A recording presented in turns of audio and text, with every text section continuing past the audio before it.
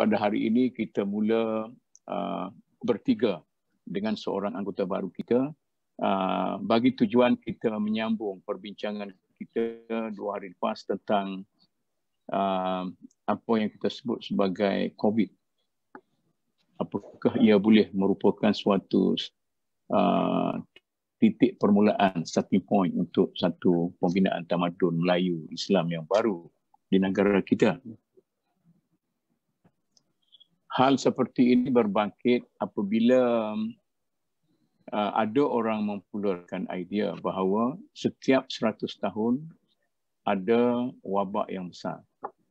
Kemudian Nabi SAW sebelum itu pernah menyebut kepada kita bahawa setiap 100 tahun itu ada mujaddid, maknanya berlaku tajdid, pembaharuan.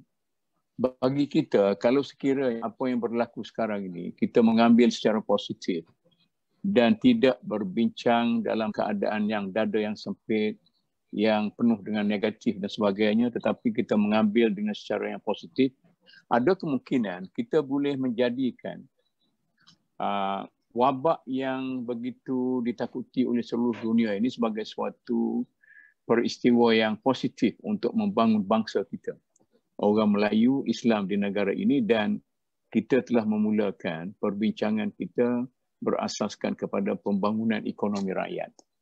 Jadi saya selesai dengan Dr. Kamil 2 hari lepas. Kita menerima bahawa sekarang ini kita boleh jadikan sebagai starting point ataupun titik permulaan kepada satu gerakan baru untuk membina ekonomi rakyat. Sebelum ini kita bina ekonomi negara sampai kita dapat membangunkan sebuah Malaysia yang begitu hebat sekali, tetapi rakyat Melayu Islam tetap miskin. Walaupun mereka itu sebenarnya mendapat habuan yang besar. Sebelum saya memperkenalkan Profesor Wanta. Wan Mukhtar ini seorang profesor di UKM. Beliau juga macam kami, macam saya dan Dr. Kamil, bukan orang dalam bidang politik. Saya bukan orang dalam bidang ekonomi. Saya orang syariah, Dr. Kamil orang usuluddin, dan Profesor Wan Mukhtar adalah orang saintis. Jadi kita gabungkan dulu sebelum kita bincang secara lanjut dengan menjemput orang ekonomi. Kita tak mahu terjebak ke pemikiran ekonomi yang boleh menyempitkan perbincangan kita yang kita harapkan lebih universal daripada itu. Mungkin sebelum saya jemput Prof. Wanta komen sikit, saya minta Dr. Kamil sikit bagi sikit intro. Bagaimana pandangan dia pada 2 hari yang lepas. Ya, silakan. Assalamualaikum warahmatullahi wabarakatuh. Bismillah, alhamdulillah. Wassalatu ala rasulillah ala alihi wa sahbihi wa mawala. Dalam perbincangan yang lepas, kita telah ada satu kesepakatan bahawa apa-apa pun berlaku pada COVID-19 ini, banyak perkara yang kita kata sebagai perkara positif yang boleh kita ambil, dan ramai orang mengatakan bahawa selepas daripada COVID ini akan berlaku banyak perubahan-perubahan, terutama dari segi komunikasi, dari segi perniagaan, dari segi bisnes, dan lain-lain lagi. Jadi apa yang kita nak cuba terokalkan ini, bagaimana kita nak membangun ekonomi bangsa kita dan umat Islam di Malaysia secara khusus supaya lebih cepat bangkit hasil daripada peristiwa yang berlaku ini. Okey, Prof. Wanta, kita bincang ni, sebenarnya kita punya sesi ini sesi santai. Saya boleh. Bukan seorang pengacara. Saya hanya seorang daripada perbualan. Silakan kita santaikan. Okey. Baik. Assalamualaikum warahmatullahi wabarakatuh. Pertamanya saya nak kongsi pandangan untuk ekonomi rakyat yang boleh menyumbang kepada pembangunan dunia. yang saya fikirkan. Pertamanya ialah sektor pertanian di Malaysia. Mesti kita gembelengkan berdasarkan kepada kekuatan sedia ada di Malaysia, iaitu tanah yang banyak. Perlu diusahakan supaya kita menanam makanan, barangan makanan. Yang ini dalam bahasa orang putih dia panggil subsistence cropping, bukannya cash cropping. Sekarang di Malaysia dia hanya cash cropping, iaitu sawit, getah, koko, semuanya tak boleh makan terus menerus. Saya nak cadangkan sektor pertanian mesti digembelengkan, mesti diperkasakan untuk menghasilkan beberapa tanaman untuk rakyat makan. Hasil daripada lepas dia makan, dia bayar zakat, dan hasil bakinya itu boleh dia jual kepada sesiapa, dan kalau banyaknya boleh ke luar negara. Ini saya ketengahkan di sini bahawasanya mana-mana negara yang hebat industrinya sangat bergantung kepada kehebatan pertanian dia. Ya, jadi berbalik kepada unsur penting dalam mengapa saya kata begini ialah saya nak rujuk kepada Malaysian Food Stockpile, Strategic Stockpile, iaitu simpanan makanan strategi untuk Malaysia. Malaysian Food Strategic Stockpile, MFSS, yang dalam keadaan COVID ataupun terutamanya dalam keadaan wabak sebegini, makanan menjadi perkara yang cukup-cukup besar. Jadi saya nak ingatkan Malaysian Food Strategic Stockpile ini, untuk beras kita tak cukup. Untuk segala bahan makanan kita tak cukup, malah kita importnya semua. Sebab kita banyak sangat beri perhatian kepada cash cropping. Itulah pertamanya, Datuk. Selain daripada itu, segala sektor yang seterusnya bergantung kepada sektor pertanian yang berasaskan kepada kekuatan tempatan. Terima kasih. Okey. Maknanya kita balik kepada ekonomi pertanian. Betul. Jadi kalau kita balik kepada ekonomi pertanian, maknanya selama ini kita telah berusaha dengan begitu gigih sekali untuk melahirkan sebuah Malaysia yang mempunyai gastronomi perindustrian. Adakah ini bertentangan antara dua ni? Tidak bertentangan. Tetapi kalau... Maknanya kena kona balik lah. Begini, tidak bertentangan, dalam keadaan wabak, dalam keadaan darurat, kita ada gas, kita ada segala macam yang tak boleh makan, tidak membantu rakyat untuk bertahan dalam keadaan darurat. Mesti rakyat boleh makan. Itu dia. Jadi apabila rakyat boleh makan, senang hidup. Ya. Bila rakyat boleh makan. Dr. Kamil, macam mana dalam Islam ni kita ni Dr. Kamil ni, cuba tengok pandangan Islam. Macam mana kita melihat Islam punya panduan? Adakah sebuah negara yang makmur, yang baldatun thayyibatun warudun ghafur itu ialah sebuah negara pertanian atau sebuah negara perindustrian? Atau yang ni kekayaan dalam Islam tu mesti dalam bentuk makanan ataupun dalam bentuk barangan secara umum ataupun sepatutnya dalam bentuk cash. Itu dia katakan asas kepada kekayaan sebuah negara. Ya. Assalamualaikum. Kalau kita lihat pertama sekali saya nak balik sejarah sikit. Bagaimana Nabi Ibrahim ketika berada di Mekah sudah membuat satu doa kepada Allah Subhanahu Wa Taala di mana supaya bumi Mekah yang tandus itu diberikan rezeki oleh Allah. Dan berkat doa Nabi Ibrahim, maka kita lihat di Mekah, di Madinah, walaupun sebuah negara yang pada pasir, tapi telah didatangi dengan berbagai-bagai rezeki makanan. Apa saja makanan yang ada di dunia ini, terutama makanan keperluan orang ramai, ada di Mekah maupun di Madinah.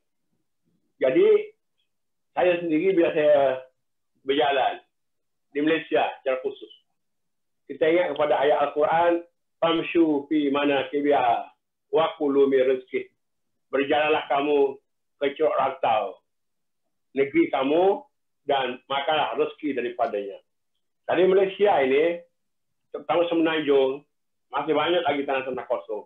Apatah lagi di Sabah dan Sarawak, banyak tanah-tanah yang terbiar, hasil daripada mungkin satu masa polisi kita di negara pertanian berubah kepada negara perindustrian. Dan daripada negara perindustrian sekarang ini, orang pergi kepada ekonomi pengetahuan. Jadi, saya setuju dengan Prof. Puan tadi yang menyebut kita bukan nak meninggalkan bidang perindustrian itu, tetapi kita kena buka lebih besar lagi perkara yang asas tadi, iaitu makanan strategik untuk keselamatan sesebuah negara. Dalam keadaan yang ada sekarang ni, kalau berlaku peperangan sebagai contoh, makanan beras tak cukup, ikan tak cukup, sayur tak cukup, sebab semua kita import dari luar. Padahal kita ada tanah yang besar, dan kita ada laut yang luas dan dalam, dan kita ada cukup bahan. Sebab itu saya ingat satu kata-kata seorang Jerman pernah menulis di tahun 50-an dulu. Dia mengatakan orang barat kawasan dia sempit, rakyat tak ramai, tapi teknologi tinggi. Satu ketika dia kata dunia akan dikuasai oleh orang timur. Sebab bumi mereka luas, tenaga manusia mereka ramai, cuma mereka perlu ialah teknologi. Jadi unsur-unsur pembangunan dan kemajuan itu sebenarnya banyak pada kita berbanding dengan apa yang ada di barat sekarang. Setuju. Okey, sekarang ni saya rasa kita tak keluar daripada persetujuan asas kita. Yang akan kita nak bangunkan itu ialah ekonomi rakyat, dan paksi kepada ekonomi rakyat ini ialah kaum Bumiputera Melayu Islam yang selama ini kita silap bina mereka itu sehingga menjadi kaum subsidi.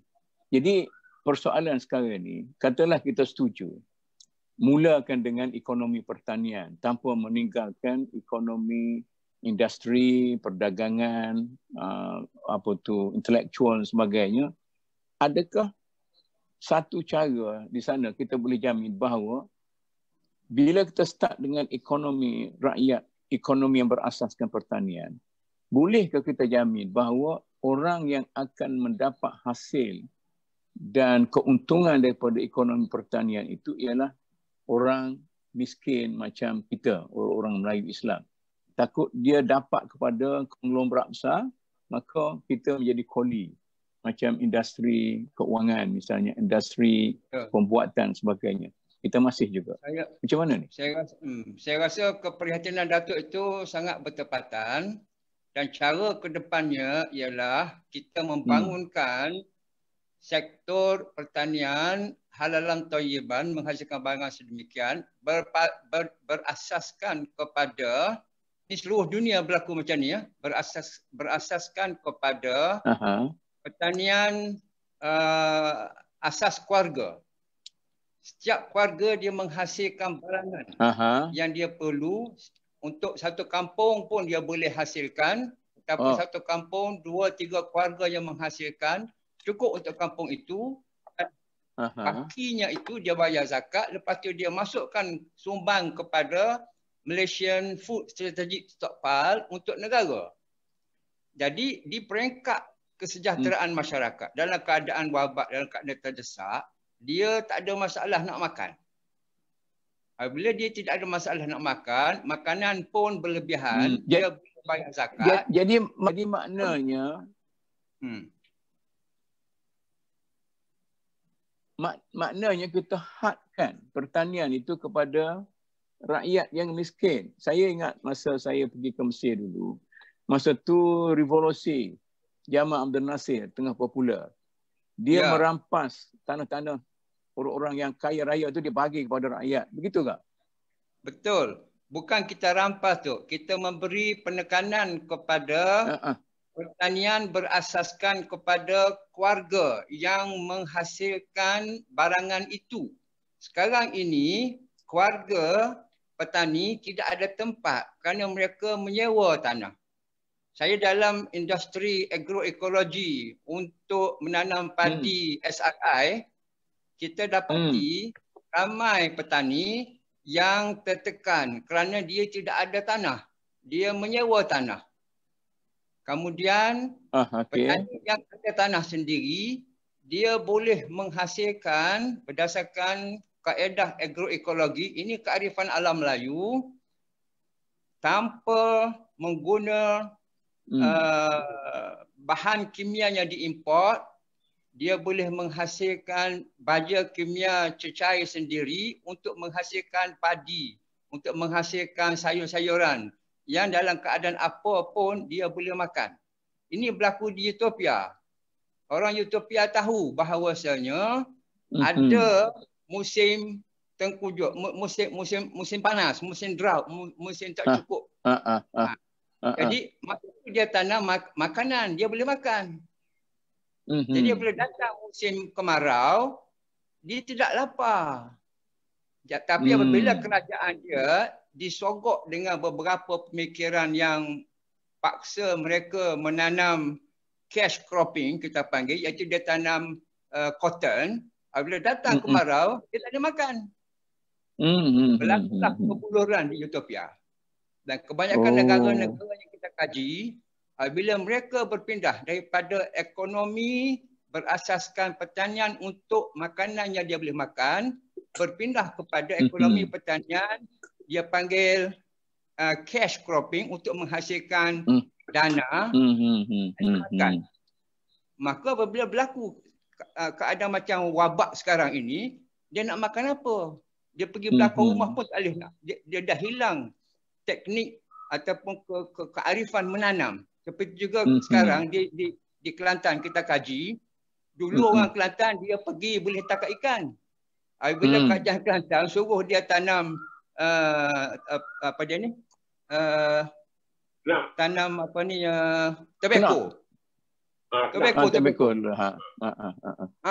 Jadi dia tanah dia tanam tobacco, masa nak makan, masa musim tokok je, dia tak ada duit nak makan. Tak ada makanan nak makan. Maka dia perlu duit. Duit dia kena jual apa? Jadi itulah cengkaman kepada ekonomi kampung, ekonomi desa yang ramai orang Melayu Islam di sana tertekan. Lebih lagi apabila mereka menggunakan kaedah menanam dengan mengimport ataupun dengan diberi subsidi oleh kerajaan, subsidi baja kimia. Baja kimia ni gatal, semua petani gatal. Ada yang mati kerana terkena. Jadi saya mengajukan sangat Prof. Datuk, kita ke depan mengambil iktibar dalam keadaan wabak begini, kita mesti rakyat boleh makan. Dan dia makan dengan barangan yang dia tanam. Itu je. Terima kasih. Okey, Dr. Kamil. Bila Prof. Wan kata balik kepada ekonomi rakyat untuk membanyakkan makanan, bukan untuk mencipta duit. Inilah kita banding antara tembakau dengan padi, beras dan sebagainya, pertanian dan pemeliharaan ayam itik. Dalam Islam, ada panduan ke? Sama ada umum atau khusus? Secara umumnya, kita lihat, kalau kita kaji, banyak dalam Quran, lebih-lebih lagi dalam hadis. Ayat-ayat atau nas-nas yang menekankan tentang pertanian. Dengan perkataan zara'ah, perkataan gharasa, dan yang sewaktu dengannya. Dan banyak juga dalam Al-Quran tentang Allah menurunkan air hujan dan menjadikan bumi subur, kemudian tumbuh-tumbuhan, dan menghasilkan buah-buah yang banyak. Tapi saya setuju dengan pandangan tadi. Ada satu anjuran juga. Pertama, dari segi polisi kerajaan sendiri, selama ini kita selalu bergantung kepada modal-modal besar daripada luar. Jadi sekarang ini seharusnya diberi tumpuan kepada modal tempatan yang sering kita sebut sebagai IKS. Jadi kerajaan kena membantu pihak IKS yang tempatan, yang sederhana dan kurangkan sedikit modal-modal besar daripada luar. Sebab modal besar daripada luar ini dia akan mengauk keuntungan dan mereka bawa balik. Tapi modal-modal tempatan yang disebut oleh Puan Wan tadi akan menyebabkan rakyat kita jadi lebih berfaedah. Yang kedua, saya nak cadangkan, pengalaman saya duduk di bandar dengan dulu kita duduk di kampung. Terlalu jauh kemajuan infrastruktur di bandar dengan di kampung. Jadi untuk menghasilkan bahan-bahan di kampung, maka infrastruktur terutama jalan dan sebagainya di kampung-kampung harus diperbaik supaya memudahkan untuk keluar masuk barang-barang. Dan yang ketiga saya nak sebut, di negara kita ada industri pertanian yang mengajar ijazah dan sebagainya. Kadang-kadang orang ijazah ni dia pandai berfikir dan merancang, tapi mereka tak tahu untuk nak melakukannya. Maka kena diperbanyakkan institut pertanian dalam bentuk diploma supaya anak-anak kita di kampung keluar daripada universiti pertanian sama ada diploma atau ijazah. Mereka bukan menjadi orang-orang berteori, tapi boleh menjalankan pertanian secara moden dengan alat-alat terbaru dan sebagainya. Setuju. Okey, sekarang ni dia berbudi pada tanah. Berbudi pada tanah ni, Prof Wan, masa saya di sekolah menengah lagi, kita dah cerita benda ni. Cuma sekarang ni kita ada dua masalah. Satu, apakah kerajaan mampu untuk nak turn balik? Kita kata sekarang ini, COVID ini menjadikan sebagai turning point daripada perindustrian besar-besar, tanaman yang besar-besar, macam kita buat zaman Tun Mahathir dulu, sebuah negara yang besar, sebagai tiger kepada Asia Tenggara dan sebagainya, balik pada ekonomi rakyat. Adakah kerajaan mampu nak balik ekonomi itu? Mampu sama ada takut dia disergah oleh konglomerat besar? Akan disergah, Datuk. Akan disergah. Kita mampu dan kita akan disergah. Kita kena bersedia, apabila disergah, kita kena bertahan. Kita kena istiqamah. Sebab pemikiran kita sekarang ini berdasarkan kepada sejarah Islam pun ya, kita perlu berdikari dengan apa yang kita nak makan hari-hari. Anak-anak nak makan, cucu nak makan. Kalau itu dah beres, kerana kita tak bergantung kepada barangan import untuk barangan makan kita, hal-hal lain seperti apa yang saudara mamak kami kata, infrastruktur akan masuk ke kampung. Sekolah-sekolah akan diperbanyakkan di kampung. Intelektual akan pulang ke kampung untuk membangunkan kampung. Sekarang intelektual tertumpu di bandar. Satu lagi saya nak ingatkan, industri pertanian ataupun apa-apa industri yang berlandaskan kepada wang pinjam, ini wang berdasarkan kepada dia panggil jentera penjanaan hutang. Jentera penjanaan hutang yang berpaksikan kepada bunga inilah yang mempapa-kedanakan banyak negara. Bukan saja dia mempapa-kedanakan keluarga, dia bukan saja mempapa-kedanakan syarikat, dia mempapa-kedanakan negara. Jadi sekarang dalam COVID-19 punya era ni kita dah nampak. Syarikat sekarang sudah dalam keadaan perlu mencari moratorium daripada bank. Bank bagi moratorium itu ialah deferred payment, iaitu pembayaran yang diperlambatkan. Tapi akhir-akhirnya bunga itu, interest itu akan tetap berkembang. Sebab asas perkiraan ialah 1 campur I dalam kurungan power of N. N itu masa. Apabila masa dia panjangkan, maka dia akan melipat ganda mendapatkan pulangan dia. Sebab itulah sekarang kalau kita tengok. Bukan default saja. Maknanya dia punya keuntungan, interest ataupun akan berlipat ganda. Dia benda tu berganda-ganda juga. Sebab apabila masa itu dipanjangkan, itulah dia nak untuk memberi suatu nafas lebih kepada sistem yang menjana hutang. Itu dia, pelambatkan hutang. Walhanya kita dalam Islam, kita nak cepatkan bayar hutang. Ini kita nak mati dengan hutang cepat kosong. Bayar hutang. Ini okey. Kalau Prof Wan kata bagi kerajaan tidak susah untuk nak turn balik kepada ekonomi rakyat berasaskan kepada pertanian. Kalau kita kata terima di situlah.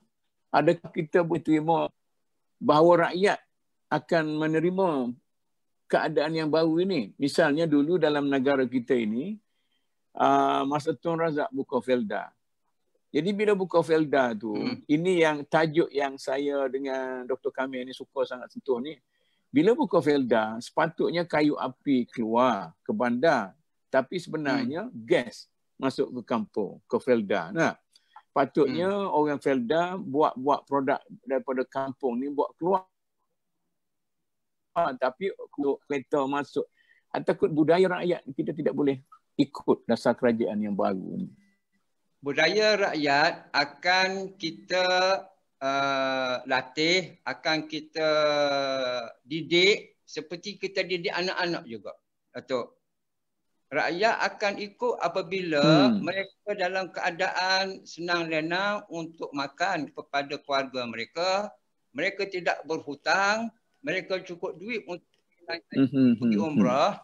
Inilah orang Islam. Dia dalam keadaan husnul khatimah. Dia dalam keadaan hutang kosong. Nah, dalam keadaan hutang kosong ini, dia kena cepat-cepat bayar hutang. Dan kita kena menjanakan ekonomi pertanian berdasarkan kepada makanan yang cukup untuk keluarga dan juga kariah. Dan juga lebih untuk dia bayar zakat. Dan juga lebih untuk dia secara mandatory menyumbang kepada Malaysian Food Security Stockpile.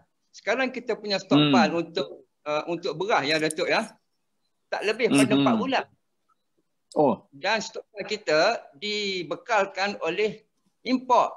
Bukannya daripada penjanaan padi tempatan. Sekarang dapat tahu dalam era COVID ini Vietnam sudah pun nak sekat sebab dia pun nak makan nasi dia, beras dia. Bila Vietnam sekat, kita kurang daripada 4 bulan kepada 3 bulan, mungkin 2 bulan. Tak cukup. Jadi kerajaan bersedia sebab kerajaan cuba tengok pakej rangsangan kepada rakyat berapa bilion, 250 bilion. Lepas itu pula rakyat ada senang dapat 900, 800. Mak Kiah dapat banyak PT. Lepas tu SME pula buat gegar. Buat bising. Itu pun dah bagi pada SME. SME sekarang dah senang lenang dah. Sekarang bekerja saja. Jangan duk macam ngaju ataupun duk pukul orang ni. Minta maaf tu kelantai sikit. Tapi okeylah. Ke depan dengan urusan kita menangani COVID ni dah dekat 3 minggu. Yang paling pentingnya agama ialah kita sedar manusia ini dia boleh mati esok hari. Dia boleh mati dalam keadaan yang terkejut. Siapa di Kelantan kita tengok suami isteri anak 3 orang, baby lagi pun kena COVID. Alhamdulillah kita terima kasih kepada Kementerian Kesihatan dan kerajaan yang memberi begitu hebat. Berbanding dengan kerajaan di Itali. Berbanding dengan kerajaan di Amerika dan England. England sekarang 6 bulan Datuk. Dia nak buat lockdown. Kita berperingkat begitu bercakna kepada masyarakat. InsyaAllah tu. Saya yakin sangat kalau kita mara ke depan dengan hasrat dan wawasan dan juga istiqamah begini, insyaAllah jalan. Saya silap boleh tak? Okey, nanti dulu. Boleh kau tanya Dr. Kamil, tak apalah yang dah Prof Wanta tu jelas lah. Bagaimana kita boleh membantu kerajaan mengubah dasar. Bagaimana kita boleh membantu rakyat mengubah budaya? Apakah yang boleh dilakukan oleh para pendidik, pendakwah dan orang-orang asatizah macam saya, macam Dr. Kamil ni, based on Prof. Wanta kata tadi. Kita kena. Pertama sekali, banyak negara-negara jatuh kerana berlakunya inflasi. Jadi kerajaan kena menentukan bahawa kita tidak berlaku inflasi yang teruk. Kerana bila berlaku inflasi yang teruk, tidak ada negara yang boleh stabil. Jadi untuk nak menjaga inflasi ini, kita ustazah-ustaz, pendakwa-pendakwa harus mengajar masyarakat supaya mendisiplinkan diri hidup mengikut apa yang ada. Sekarang ni di negara kita, ramai orang hidup di luar pada kemampuan. Orang tak layak pakai kereta, pasal duduk di bandar. Jadi oleh sebab itu, kita hidup tidak berdasar kepada ukur baju badan sendiri. Kita sekarang ni kebanyakan orang hidup kerak lebih besar daripada periuk. Dan ini akan menimbulkan inflasi. Jadi disiplin kepada masyarakat kita ialah hidup mengikut kemampuan masing-masing. Dan jangan ada orang berlagak lebih daripada orang kata biar bergaya atau apa biar bergaya. Bergaya tak apa. Asal bergaya, apa-apa pun tak apa. Jadi kita kena bagi, terutama orang Melayu. Orang Melayu, bila dia masuk bidang korporat ke, bidang perniagaan ke, dia kaya sikit, dia bermewah. Dia buat jabat besar. Dia nak kahwin dua. Dia nak beli kereta besar. Itu cara gaya hidup, menunjuk. Dan inilah yang disebut oleh hadis Rasulullah SAW sebagai dunia wa karahiyatul maut. Jadi hadis hubud dunia wa karahiyatul maut tu boleh buat satu buku. Bagaimana nak disiplinkan rakyat supaya hidup mengukur baju badan sendiri. Dia kalau kita ukur kejayaan orang macam kita lah, pendakwah, guru-guru agama dan sebagainya, kejayaan tu ubah dasar kerajaan, kejayaan dalam mengubah budaya orang Melayu dan Islam. Saya rasa tidak seberapa. Bolehkah kita tingkatkan sikit? Saya rasa boleh, Bung. Kita para pendakwah tingkatkan sikit ke arah macam, ya? Sangat boleh. Aha. Saya pertama boleh kali hidup mana? saya 20 tahun lebih ni. Saya hidup 20 tahun lebih ni, pertama kali saya dengar Perdana Menteri kita berdoa. Hamba tak dengar lagi. Ini kali pertama dengar. Alhamdulillah. Ini satu titik tolak hasil pada COVID dan mungkin Allah sayang kita sangat. Pertama kali Perdana Menteri kita, apa dia ni berdoa. Berdoa dan sebut nama Allah. Pertama kali kita ada orang pandai Islam, mahir Islam dalam kabinet. Jadi senator. Apa dia ni, Dr. Zulkifli. Jadi hamba nampak sekarang ini hasil kita menangani COVID dalam lockdown kat rumah ni, kita dapat satu barakah yang banyak. Dan semuanya Allah buat ni untuk uji kita supaya kita mara ke hadapan, jangan buat salah langkah lagi. Pertama, kita kena perbanyakkan urusan macam saudara mak kami kata, sedar diri. Ukur baju di badan. Kemudian jangan membazir. Innal mubazzirina kan ikhwanis syayatin. Kita faham semua dah tu. Cuma sekarang kita kena operationalize. Kita kena gunakan ayat-ayat keramat yang kita pernah ingat ini supaya masyarakat dia lebih cakap kepada diri dia. Rakyat kepada kerajaan dia seperti mak dan ayah kepada anak dan cucu. Kerajaan saya rakyat. Sebab itulah dalam package yang sangat pertama pada rakyat itu, 250 bilion Datuk, itu duit banyak tu. Tapi dia bagi macam tu untuk tolong. Masya Allah. Ini pada saya satu petanda yang cukup jelas. Kita mara ke hadapan dengan satu niat, satu istiqamah, juga tawakul Allah dengan kerajaan sebegini. nampaknya ke depan sangat cerah insya-Allah. Ya, tapi yang macam saya bincang dengan Dr. Kamil 2 hari lepas, mungkin adalah 1-2 yang nak berubah, tapi mungkin majoriti besar di kalangan kerajaan sendiri belum tentu ada kita kata perasaan yang jelas ke mana nak berubah. Takut dia macam setengah orang duk kata ini pun berjalan ikut passion lama jugalah, tidak ada banyak perubahan. Kemudian yang susah sekalinya nak ubah rakyat. Saya sila. Okey, sila.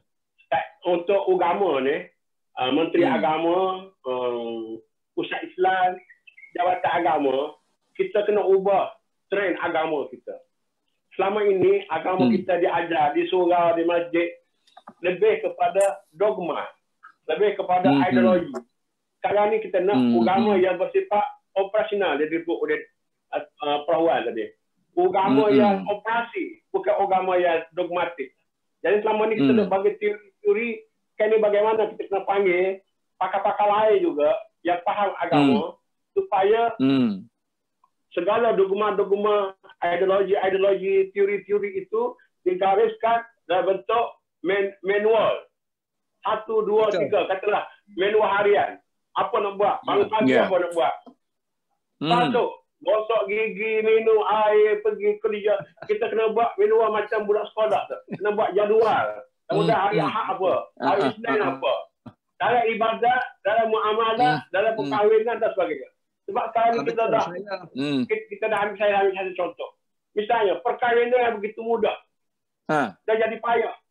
Sebab arti hajar, mas kahwin mahal, buat besar-besaran, membazir, buat di hotel. Padahal asalnya, kahwin tu ada wali, ada saksi, ada pengantin lelaki, ada pengantin perempuan, bagi sedikit mas musim, mas kahwin, selesai.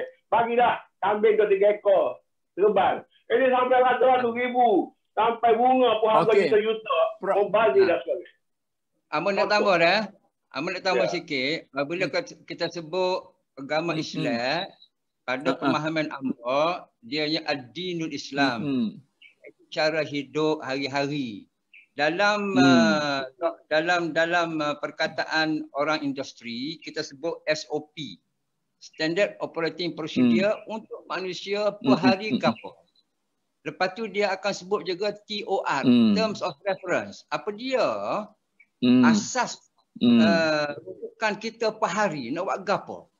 Kita kena jaga mak bapak, ibu ayah kena jaga, menghormat di antara ahli keluarga. Kita kena jaga jiran, kita kena jaga ahli dalam qaryah. Kalau qaryah nampak dalam keadaan terkena gejala-gejala melanggar peradaban dalam masyarakat, kita kena tegur. Tegur tu kita ada kaedah-kaedah menegur. Tapi yang pentingnya untuk menjawab pertanyaan, bolehkah kita ke depan dengan cara Islam, ad-dinul Islam, dengan SOP-nya yang cukup lengkap oleh Rasulullah SAW, saya sangat-sangat yakin tu. Kalau kita mati dalam perjuangan dan juga dalam pengembaraan ke depan sedemikian pun, InsyaAllah kita sama-sama doakan mati husnul khatimah. Itulah syahidnya. Itulah. Ini saya tariklah dengan Prof. Wanta. Kata, bila dia dengar Perdana Menteri berdoa, dia sebagai seorang rakyat, dia rasa kita telah mengamalkan Islam dalam negara kita ini. Maknanya kita dah push ke depan banyak. Cuma bagi setengah pendakwah kita, dia kata, alah dapat doa tu. Ini yang ada gap antara para pendakwah dengan guru-guru agama kita dengan rakyat yang menilai dari segi implementasi Islam dalam negara kita. Jadi bolehkah Dr. Kamil tolong ulas sikit apa yang Prof. Wanta kata tadi. Adakah apa yang dirasa oleh Prof. Wan tu dirasa oleh para pendakwah dan pendidik agama kita dalam negara kita? Maknanya bila kita dua hari lepas kita cakap tentang kita balik kepada basic pengajian Islam itu dan tidak tenggelam dalam retorik. Macam mana ni? saya nampak melalui Facebook, melalui WhatsApp, terutama WhatsApp ustaz-ustaz ni, memang banyaklah doanya, ayatnya. Cuma setakat ini, dari segi amalan kita berdoa tu mengharap kepada Tuhan. Tetapi kalau kita tengok pergi kepada Islam, pada pandangan saya lah, doa lebih kepada motivasi dan ikhtiar, serta wawasan kita untuk hidup. Jadi doa tak boleh lepas kepada Tuhan begitu saja. Kita doa dan kita laksanakan apa yang kita doa, dan kita faham apa yang kita doa, dan menjadi motivasi sebagai wawasan kehidupan kita melalui doa-doa kita tu. Jadi ini ya. Saya nak tanya satu. Apa beza antara doa Perdana Menteri dan doa untuk imam di masjid? Perdana Menteri ni, hadis Nabi kata, seorang pemerintah yang adil. Sehari dia doa, besar dia punya. Dan saya pun percaya, doa orang ramai pun Tuhan terima. Sebab itu saya bagi satu contoh. Tidak ada raja-raja yang umur pendek, banyak yang umur panjang. Sebab setiap hari Jumaat di masjid, semua masjid di seluruh negara, mau doakan umur raja supaya panjang. Jadi umur raja tak ada pendek. Panjang umur raja. Saya nak tambah boleh? Doa ni sebenarnya, doa ini adalah senjata yang cukup hebat bagi orang Islam. Jangan kita lupa bahawasanya buat sesuatu tanpa doa dan niat yang ikhlas dan dasarnya tidak berapa kukuh. Jadi kalau kita baca semua tiap-tiap hari, ihdinas siratal mustaqim, dan kita faham itu, kita mesti mula dengan doa, niat, langkah kanan, bismillahirrahmanirrahim. InsyaAllah dengan lafaz-lafaz dan tindak tanduk sedemikian, kita dengan Allah, hablum minallah wa hablum minan nas, dalam keadaan yang cukup selesa. Apa dia manusia ini sebagai ambillah saja. Dalam COVID-19 ini, tidak ada manusia sekarang yang lupa akan mati. Semua ingat mati. Dan ini satu barakah bagi Allah. Sebab ramai tak ingat mati. Mati ini kalau kita ingat, dia adalah satu barakah besar, memberikan kita suatu checkpoint. Nanti kan mati ke? Baik jangan baik. Nanti kan mati ke? Jangan curi. Nanti kan mati esok malam ni. Jangan buat korupsi dan sebagainya. InsyaAllah kita tanam perkara ini kepada rakyat. Seperti kita tanam kepada anak dan cucu. Masya Allah. Masa depan kita sangat-sangat cerah. Kerana doa inilah senjata hebat kepada kita yang Allah Subhanahu Wa Taala bagi kepada kita. Hamba kecil ni bukan Okey. Silakan. Rawat sikit. Saya nak betul satu ya. Bismillahirrahmanirrahim tu. Setiap apa perbuatan mula dengan Bismillahirrahmanirrahim. Tapi orang kita dia baca tu, baca begitu saja. Tapi kita ubah sikit maksud dia. Bismillahirrahmanirrahim tu bukan dengan nama Allah. Atas nama Allah. Jadi atas nama Allah aku sembahyang. Atas nama Allah aku makan. Atas nama Allah aku jalan. Atas nama Allah. Jadi dengan sendirinya, bila bismillah, dia tak isap rokok, dia tak minum arak, dia tak berzina. Sebab dia buat segala sesuatu atas nama Allah. Itu pun kita kena perbetulkan kepada masyarakat. Setuju, terima kasih. Ya. Okey, kita balik mana? Kita sekarang ni masih dalam peringkat menganjurkan. Kita kata kena doa, kena bekerja kuat, kena bekerja kerana Allah sebagainya. Tetapi yang mempengaruhi masyarakat, malah mempengaruhi raja-raja, mempengaruhi kerajaan, ialah golongan-golongan yang dianggap sebagai orang-orang yang berautoriti dalam agama. Malangnya, apa yang kita lihat sekarang lah, kebanyakan ataupun dikatakan komuniti yang berautoriti itu tidak begitu efektif dalam menukar pandangan para pemerintah, menukar pandangan rakyat supaya lebih ke arah yang kita nak revolusikan ini. Saya tak nak sebut reformasi, tak nak sebut transformasi sebab itu melibatkan politik. Saya nak sebut revolusi di Islam yang berasaskan kepada pembangunan ekonomi rakyat yang bersendikan ekonomi pertanian untuk mencukupkan makanan sendiri. Bagaimana sekarang ini kita nak mobilisasikan para pendakwah dan para guru agama kita supaya mereka itu boleh distrukturkan dan dia boleh pergi kepada masyarakat macam dulu.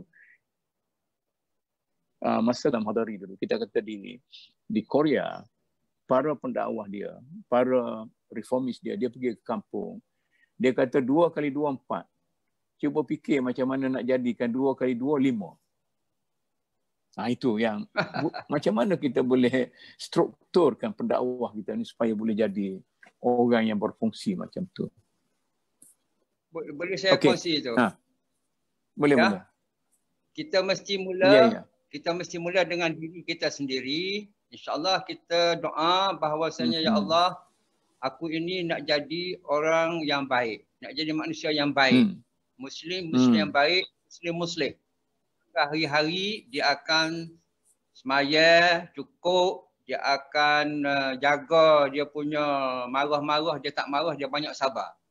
Ya. Lepas tu diri dia sudah dia kawal daripada bisikan-bisikan syaitan.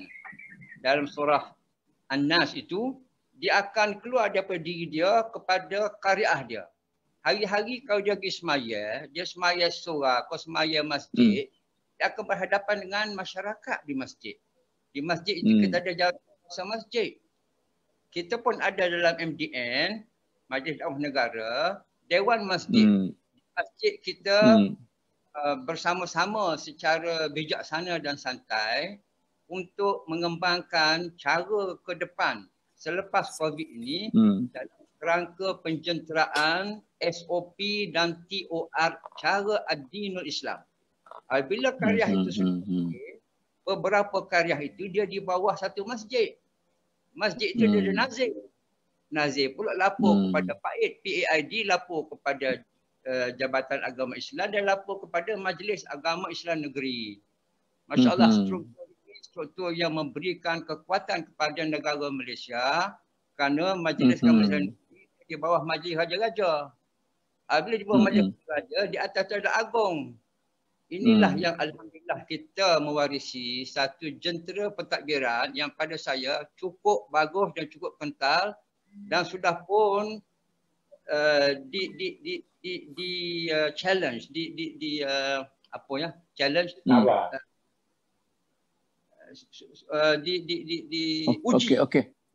diuji dan bertahan sampai sekarang berapa tahun. Jadi saya rasa begitulah, kita mara ke hadapan di peringkat individu, kemudian isteri dan anak-anak dan cucu.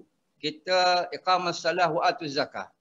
Terus kembangkan dalam kerangka Muslim kepada masjid dan jawatan kuasa masjid. Kita pergi surah bukan masuk saf kedua ataupun saf ketiga. Kita kalau duduk saf ke depan. Kalau boleh kadang-kadang tu MS surat tekak kita ke depan. Ini niat. Bila niat ni kita buat, kita akan dapat satu hidayah dan taufik daripada Allah SWT. Dan daripada situlah kita akan mara dalam kerangka untuk memberi suatu penjenteraan pemikiran baru pasca COVID supaya kita ini berbalik kepada asas apa manusia ini untuk jadi apa, untuk buat apa. Akhir-akhirnya dia sedar, manusia ini sedar bahawasanya dia akan mati dan dia boleh mati tak tahu di mana, tak tahu bila, tak tahu bagaimana. Ini dalam surah Luqman. Jadi kita pun insya-Allah ini bagi Prof Wanta senang ni sebab dia tidak duduk dalam komuniti pendakwah dengan guru-guru agama. Dia sebagai orang yang ada komitmen dengan Islam tapi di luar circle tu. Tapi kami dalam circle ini, kami ni dia dalam tu. Kami dalam circle yang tradisional ini. Saya lah secara personal, saya dapati kami para pendakwah yang dikatakan so-called pendakwah ni sudah terjebak di dalam perbicaraan secara retorik. Yang entah ke mana dan tidak tahu basic mana yang ekstra, mana basic sebagainya. Dan kalau nak balik kepada idea Prof Wan ni, maknanya orang Kelantan kata segantai berah. Kita kena berusaha untuk nak menginsafkan para pendakwah kita. Ini pun mungkin para pendakwah kita tak setuju ni kalau kita kata macam ni kan. Macam mana kita nak mobilasi mereka itu semula supaya balik pada basic dan kita berjuang sebagaimana yang Prof. Wanta cadangkan. Macam mana Dr. Kamil? Saya punya pandangan. Sebenarnya ustaz-ustaz kita ni bukan payah juga. Dalilnya guru takmir. Ya. Ia dilatih oleh jabatan agama, oleh majlis agama. Mereka itu akan ikut, terutama kalau datang daripada sultan, datang daripada majlis agama, datang daripada mufti dan sebagainya. Cuma pemikir-pemikir ni, jentera-jentera ni, kepala kereta api ni, dia kena tarik gerobak tu ya. Gerobak ni mudah saja. Lama-lama buatkan ni, ada dengan elang dan sebagainya. Lagi senang nak tarik gerobak ni, pelincir tu banyak. Cuma sekarang ni, mufakir. Orang-orang ahli fikir agama ni, nak duduk sekali, dan menyediakan tadi SOP, dan benar-benar praktikal, manual dan sebagainya, supaya boleh terus pergi ke bawah. Dengan imam-imamnya, dengan bila-bila dan sebagainya. Jadi masalah sekarang ni, kita tidak mobilisasikan segala tenaga yang ada. Jadi dia macam terputus. Katalah, saya pernah dengar, saya balik di Kelantan, seorang imam, dia aksiden. Majlis agama tak ada khabar, siapa-siapa tak ada khabar. Lepas tu, dia macam terpinggir begitu saja. Jadi, dia macam mata rantai kita macam terputus lebih dari agama ni. Jadi ada tu hanyalah luaran saja. Sebab itu, kan balik pada Profesor tadi, dia kena ada hubungan hati ke hati, jiwa ke jiwa, balik pada asas yang benar. Maknanya sekarang ni kita berhadapan dengan pengurusan orang-orang agama, gitu kan? Pengurusan di kalangan orang-orang agama, pendakwah dan sebagainya. Bagaimana kita nak mempertingkatkan? Kita ambil contoh dululah. Sekolah agama, orang kampung bagi sokongan, tapi sekolah diurus dengan tak baik. Sekarang juga berlaku pada sekolah tahfiz Quran macam tu juga. Bukan kita nak mengata, tetapi pengurusan itulah menyebabkan terbakar lah, budak-budak tercicir lah, tak ambil perpiasaan lah. Akhir budak-budak ni esok ada ilmu tapi tak boleh nak buat kerja. Tidak ada sokongan kepada cara-cara belajar mereka. Urus agama. Okey, nanti saya ni bukan sosialis atau komunis ni ya. Saya dah perhatikan, katakanlah di China, belum daripada Mao Zedong, kita duk gelar komunisme itu ialah suatu ideologi yang cita-citanya berbahagi kekayaan. Hanya ialah berbahagi kemiskinan. Jadi semua naik basikal semua, sedang kereta. Tapi dia tetap berbangga dengan sosialisme.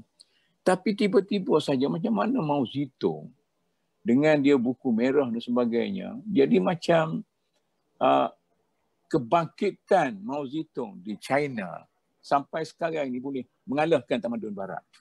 Jadi kita berbangga dengan pada suatu waktu. Tetapi di zaman moden ini dikalahkan oleh kebangkitan. Saya tidak tahu sama ada dia bangkit melalui sosialisme ke, komunisme ke, atau sebagai sebuah negara yang telah memecahkan dia punya tabir besi dan terbuka kepada ideologi barat.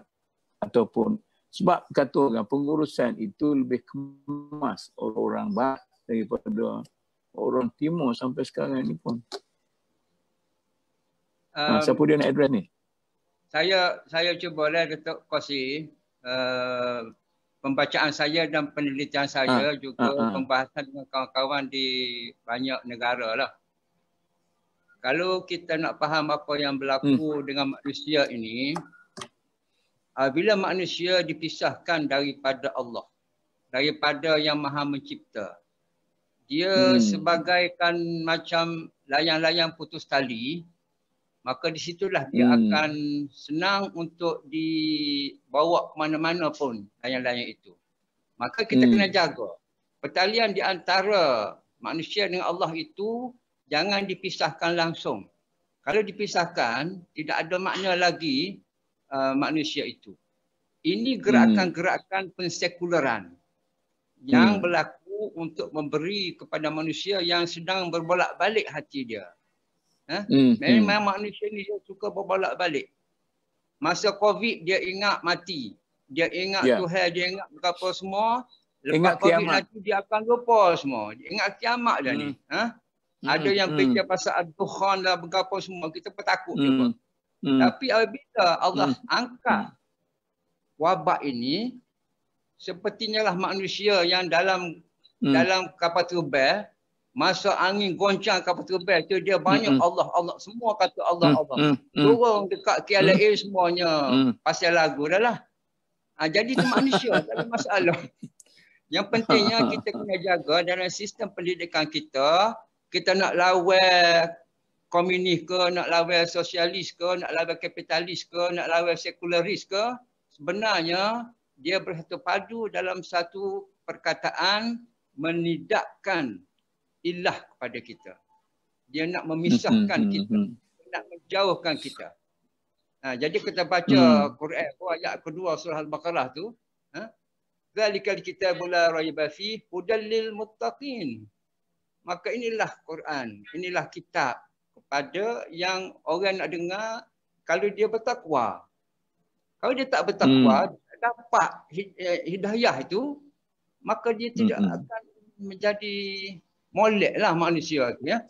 Jadi saya yakin sangat Datuk, kalau kita ke depan kita fahamlah apa itu komunisme, kapitalisme, materialisme, sosialisme itu itu tak ada masalah. Itu alunan dan jalan pemikiran yang kesemuanya itu dihimpunkan sebagai satu pemikiran yang menidakkan kita berpaksikan kepada hablum minallah wa hablum minannas. Ini Prof Wan. Ya. Ini yang Prof Wan kata tu, supaya orang bertakwa, orang jaga hablum minallah, hablum minannas. Yang inilah saya duduk bincang dengan Dr. Kamil ni, susah nak pecah kepala. Nak macam mana nak laksanakan idea Prof Wan kata orang mesti bertakwa, sedangkan kita duduk bersyarah. Lama dah duduk bersyarah, macam-macam kita bagi tahu masyarakat. Ada pendakwah cara ugut, ada pendakwah cara hiburan, tapi masyarakat macam tu juga. Macam mana? Cuba bagi tahu sikit Dr. Kamil ke Prof Wan ni, macam mana kita punya masalah dalam berusaha untuk manusia bertakwa. Macam mana? Pada saya minta maaf ya, pada saya dia bukan satu masalah. Dia satu ujian yang Allah bagi pada kita yang ada benda molek untuk kita berkongsi kepada manusia yang kita rasa dan kita nampak tak ada benda molek. Benda molek dan benda tak molek ni jelas. Haram dan halal jelas. Kita tak mau main tengah-tengah ni. Jadi yang jelas, yang comelnya, katakan dalam keadaan COVID sekarang, apa yang jelas? Yang jelasnya ialah makhluk ini makhluk yang kita tak nampak. Yang jelasnya ialah makhluk ini boleh mematikan orang dengan memasuki ikut hidung, ikut mata, ikut mulut. Semua tahu. Tapi di Amerika, dia buat dok. Di Inggeris buat dok. Di Itali buat dok. Itulah manusia sekarang yang dalam keadaan tidak ada paksi kepada pulang kepada pangkal jalan. Pangkal jalan itulah kita nak tanam supaya anak-anak kita, wa'imah dia pergi dalam lamunan komunisme ke, sosialisme ke, materialisme ke, dia tidak akan hilang tali yang digantung layang-layang bertali itu, insyaAllah. Tali itu. Waqtasimu bihadillah jami'an wa la tafarraqu. Itu dia. Okey. Okey Dr. Kamil, cuba apalah. Saya nak bagi satu, mungkin satu boleh ekstra lah benda ni. Kita sekarang ni ajar kepada orang din Islam tu. Tapi kita hilangnya ialah at-tadayyun. Ini Iqbal dah kata lama dah. Kita ada din tapi tadayyun tu masalah. Macam juga kita ada Quran. Tapi bagaimana nak tanzil Quran tu ala waqi'. Nak merealisasikan isi Al-Quran tu. Ini yang kita kata pendakwah ke, sekarang kita kata gagal untuk menyerapkan ruh spirit agama tu. Sehingga agama tu jadi satu benda yang di awal-awalan orang kata benda baca Quran pun macam baca sejarah klasik. macam cerita wayang kulit, macam cerita Raja Dewa begitu. Dia tak rasa Quran itu sebagai turun kepada dia, amanu tu dia, kafaru tu dia, fasikun tu dia, munafikun tu dia. Dia kafaru zaman Nabi. Amanu zaman Nabi. Fasikun. Jadi taklah bersentuh. Saya sedih bila orang baca Quran tu kejar nak habis 2 kali khatam. Tapi tak faham apa-apa. Jadi macam mana nak dapat udal mutaqiyan wantah tadi. Jadi bolehlah pahalanya alih 10 pahala, lam 10 pahala, mi 10 pahala. Tak kejar pahala Yasin. Kejar pahala kafi. Tapi spirit isi daripada tu udal mutaqi pun kita tak nak, tak jumpa. Padahal udal mutaqi saya kata allazina yu'minuna bil ghaib. Oh yang komunikasi tak putus dengan Tuhan. Ada syarat pertama yang Tuan sebut tadi. Yu'minuna bil ghaib itu maknanya komunikasi dengan Tuhan itu tak pernah putus. Daripada pagi sampai esok sampai lusa sampai bila. Sekarang ni komunikasi dengan Tuhan tu di masjid.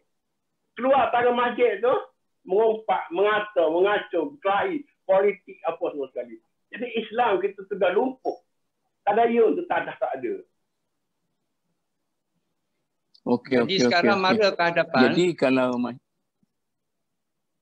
untuk kita mara ke hadapan, insya-Allah saya rasa dengan usaha murni ABMUK melalui Majlis Dakwah Negara, kita mulalah dalam dewan-dewan yang ada ini bagaimana kita secara bijaksana bil hasanah mengendengahkan dan memasyarakatkan SOP ad-dinul Islam dalam terms of reference sebagai dia tu manusia yang dalam keadaan COVID ini, biarlah dia ingat COVID-19 ini, pasca COVID, dia tak lupa.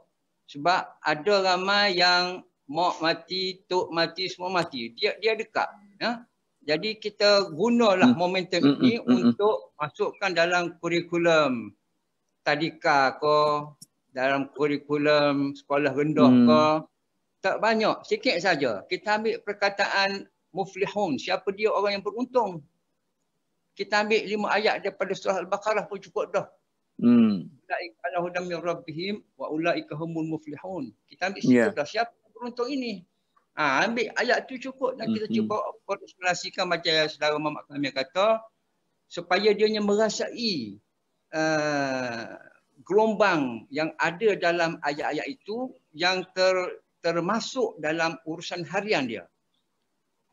Sepertinya manusia ini apabila dia tak makan, dia rasa lapar. Dia tak semayang, dia rasa tak cukup hidup dia. Dia tak baca Quran 1 hari, dia lupa. Dia rasa macam berapa tak kena. Macam lama tak jumpa isteri, dia rasa begitu. Ini insya-Allah Allah akan beri pada kita. Ini tidak ada pada manusia. Hidayah, taufik dan hidayah tidak ada pada manusia. Kita minta. Di sinilah puncanya yang saya nak ketengahkan. Biar kita ni berdoa. Walaupun kita tak teriak, buat teriak. Kita berdoa pada Allah SWT. Hak pandai lagi, hak hebat lagi. Dia bangun tahajud dan sebagainya. Saya yakin dengan ini, inilah perjuangan dia apa dia ni? Pada zaman Said Nursi. Perjuangan ulama-ulama kita yang menghimpun hadis, yang menghimpun pemikiran dalam bentuk cara bergerak ke depan. Mazhab itu adalah cara yang diikut. Bahasa orang putih kata the trodden path, the way he took. Inilah jalan yang dia ambil. Tapi semuanya jalan ini menuju kepada mengenal diri, mengenal Allah dalam kaedah fiqh yang jelas. Jadi ini kerangka yang kita boleh bina supaya dia senang untuk difahami di peringkat tadika, peringkat rendah menengah. Lepas tu tak apa dah. Dia dah balik. Kalau dia balik, dia pergi ke mana-mana pun boleh dah. Yang pentingnya di peringkat dasar itu. Dasar yang mana orang boleh. Masa dalam perut tu dia lagi. Kita kena start baca Quran supaya janin terdengar ke apa. Ya. Ini itu kelas kafar duk buat, kelas apa tu semua duk buat semua cuma tak masuk tu. Tak masuk itu mungkin kita tak nampak kerana di peringkat keperintahan negara mungkin tidak jelas.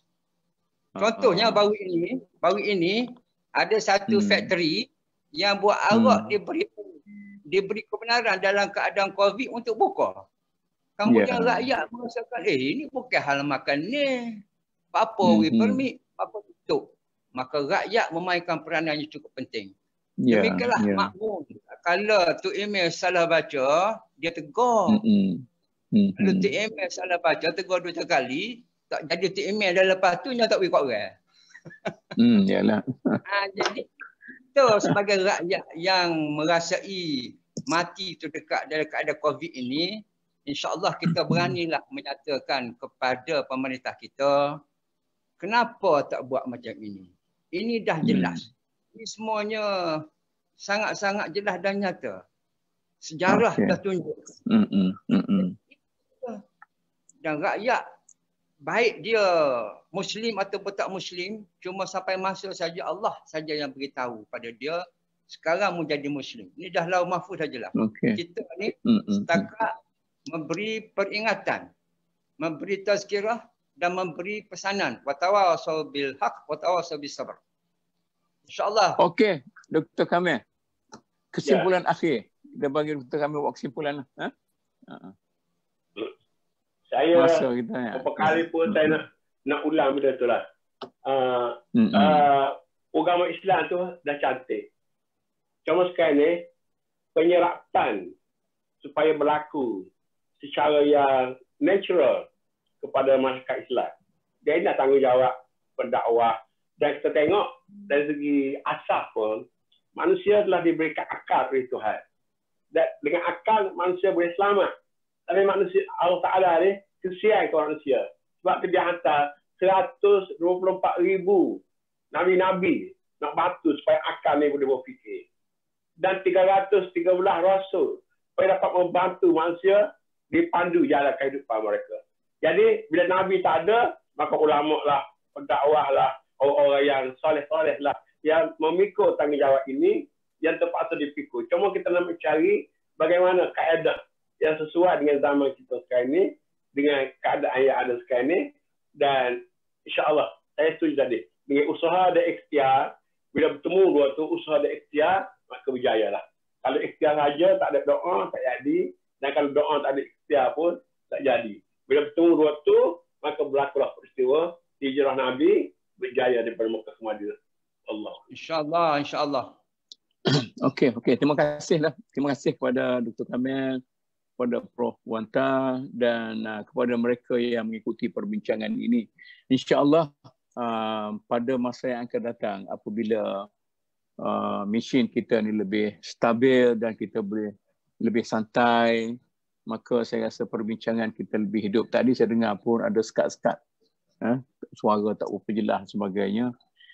InsyaAllah lah, sehingga kita berjumpa dalam ruangan yang seterusnya. Saya akhiri perbincangan ini dengan wabillahi taufik. Wassalamualaikum warahmatullahi wabarakatuh.